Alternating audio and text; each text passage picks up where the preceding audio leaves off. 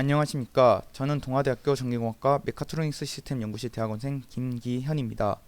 저는 오늘 60kW급 직접 구동 가변속도 영구자석 동기발전기의 상당 전기로 파라미터 계산법에 관하여 발표 진행하도록 하겠습니다.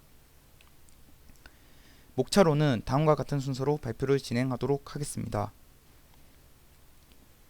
수처리 및 수리시설의 유수를 활용한 에너지 하베스팅 시스템에 사용되는 SPM-SG의 계략도와 전체 시스템은 다음 그림과 같습니다.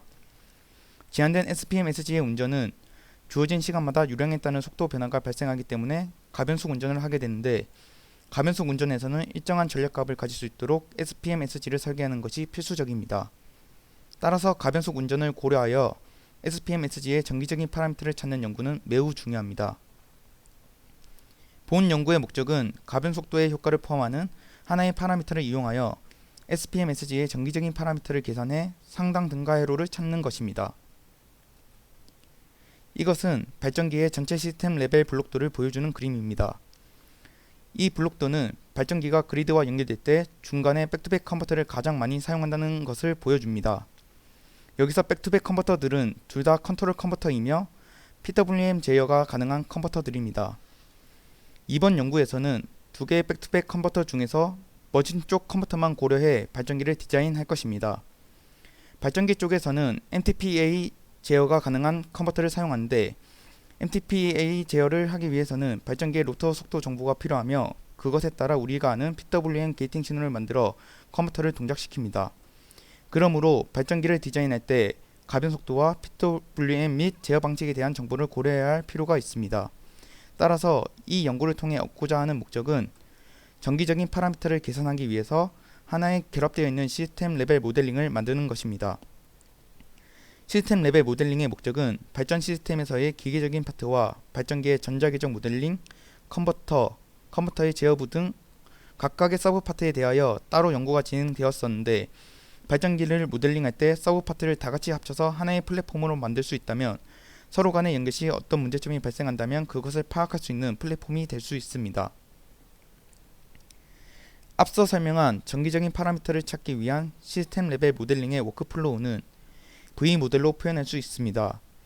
발전기가 어떤 필요성이 있는지 파악하고, 필요성에 따른 베이직한 요소들이 무엇인지 찾고, 그것들을 고려하면서 시스템 레벨 레이아웃을 만드는 것입니다. 시스템 레벨 레이아웃의 서브 모델로는 기계적인 모델, 회로적인 모델, 기계의 지오메트리에 대한 제한 요건들, 제어, 전력전자 파트가 있습니다. 하나하나의 서브 시스템을 고려하면서 서브 시스템의 모델링을 하고, 그것에 따른 해석 모델을 만들어 분석하며 해석 모델들을 서로 연결하여 연구해보고, 그것에 따른 시제품 제작까지 완료된다면 전체 프로세스가 종료됩니다. 프로세스 도중 문제점이 발생한다면 재검토를 통해 다시 똑같은 프로세스를 통하여 연구를 진행할 예정입니다. 첫 번째로 서브 시스템 중에 기계적인 파트와 지오메트리의 제한 조건에 대하여 설명드리겠습니다. 저희 발전기에서는 기계식 베어링을 사용하지 않고 유체 베어링을 사용할 것입니다. 그러므로 유체 베어링을 사용하기 위하여 충분한 공급이 필요하므로 공급의 제한 조건을 4mm보다 크게 설정하였습니다. 두 번째로는 이 발전기는 가변속도 발전기인데, 속도의 범위는 물의 흐름에 관한 데이터에 따라 500에서 700rpm 사이로 설정하였고, 이에 따른 토크 속도와 출력 속도의 프로필이 이 그래프와 같이 표현됩니다. 저희 모델은 베이스 속도를 500rpm, 최대 속도를 700rpm으로 선정하였으며 표 1의 베이스 속도와 최대 속도일 때의 출력과 토크가 나와 있습니다. 마지막으로 파이프의 지름이 1000mm일 때 지오메트릭 파라미터의 제한 조건들이 표 2에 정리되어 있습니다. 그 다음 제한 조건은 PWM 컨버터와 제어 방식에 따라 결정됩니다. 어떠한 PWM 방식을 사용하느냐에 따라 DC 링크단 전압이 달라지므로 단자 전압도 달라집니다. 그러므로 전압 제한 조건도 PWM 방식에 따라 달라질 수 있습니다. 이 모델에서는 SV PWM 방식을 선택하였습니다. 두 번째로는 제어법을 선정할 시 그림에서 보이는 것과 같이 베이스 속도일 때 MTPA 제어를 할 것이며, 그에 따른 최대의 토크를 만드는 옵티멀 전류를 찾아 그 전류가 전류 제한 조건을 만들게 됩니다. PWM 방식과 제어 방식이 정해졌다면 전압 및 전류 제한 조건에 따라 전압 제한원과 전류 제한원을 그림과 같이 나타낼 수 있습니다. 베이스 속도일 때 전류 제한원과 전압 제한원은 M점에서 만나게 되는데, 속도가 점점 증가하면 전압 제한원이 작아지면서 전류 제한원과 최대 속도 지점인 P점에서 만나게 됩니다. 저희의 주된 관심사는 M점에서 P점으로 이동할 때 정기적인 파라미터를 가변 속도 효과를 고려하면서 구하는 것입니다. 다음과 같은 스텝들을 통해 가변 속도 효과를 표현할 수 있는 하나의 파라미터를 찾을 것이며, 이 파라미터를 통해 정기적인 파라미터들을 표현할 수 있습니다. 스텝 1에서는 내부 저항을 무시한 전압 방정식을 아래와 같이 표현할 수 있습니다. 이 전압 방정식을 전압 제한 조건식에 대입하게 되면 맨 밑의 수식과 같이 표현할 수 있습니다. 스텝 2는 P점에서의 IDIQ 값을 계산하여 전류 제한 조건식에 대입하면 다음과 같이 표현이 됩니다. 여기서 C2는 등가 리액턴스 분의 유도 전압으로 표현이 되는데, C2의 필요성에 대하여 구체적인 설명은 뒤에서 설명드리겠습니다. 스텝 3에서는 ONM 직각 삼각형에 대해서 피타고라스 정리를 사용하여 다음과 같은 수식을 얻을 수 있습니다. 이 두 가지 수식을 합치면 다음과 같이 정리가 됩니다. 이 수식을 카파라는 함수에 대하여 푼다면 카파는 가변 속도비를 나타내는 C1에 따라 변화합니다. 결론적으로 카파는 가변 속도를 표현해주는 하나의 파라미터입니다. 카파와 C2를 사용하여 발전기의 인력 수신 및 정기적인 파라미터인 최대 전류, 베이스 속도에서의 동기 리액턴스 및 유도 전압과 역류를 다음과 같이 나타낼 수 있습니다. 여기서 중요한 것은 카파라는 가변 속도를 포함하는 파라미터를 사용하여 정기적인 파라미터들을 모두 표현할 수 있습니다. 이것을 매트랩을 사용하여 모델링을 하였고, 카파에 따라 이 정기적인 파라미터들의 변화를 그래프로 표현하였습니다. 카파가 증가하면 증가할수록 유도 전압은 증가하고 동기 리액턴스는 증가하면서 감소한다는 것을 그래프로 확인할 수 있습니다. 또한 역류도 유도 전압과 동일하게 증가하며 최대 전류는 감소합니다. 여기서 가장 중요한 것은 최대 전류는 카파가 증가함에 따라 감소하는데, 이것은 발전기 쪽 컴퓨터의 용량과 관련이 있습니다.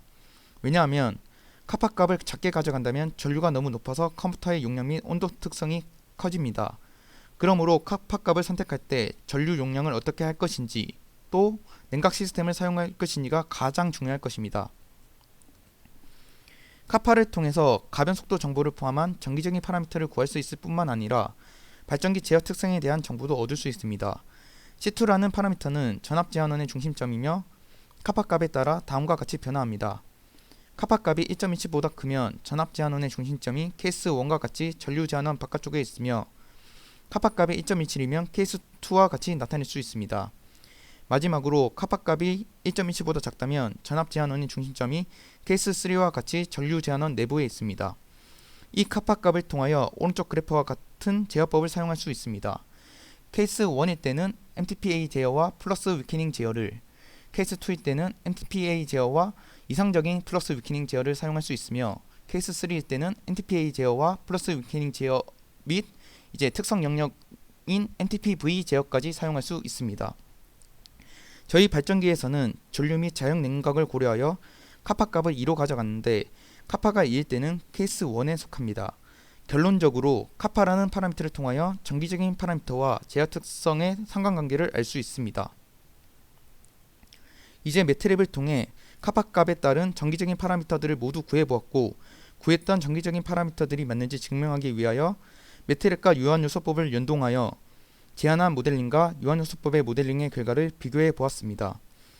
비교를 위해 48슬롯 40폴의 발전기를 플럭스라는 유한요소 해석 프로그램을 통해 다음과 같은 파라미터를 사용하여 디자인하였고, 제어 부분은 매트랩 시뮬링크를 통해 디자인하였습니다.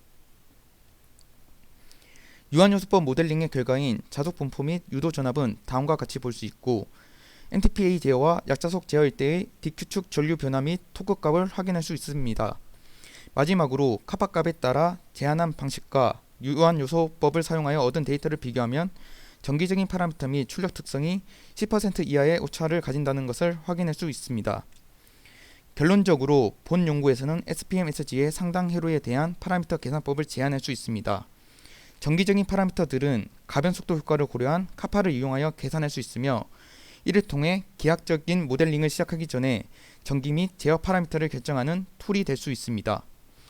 이만 발표 마치도록 하겠습니다. 감사합니다.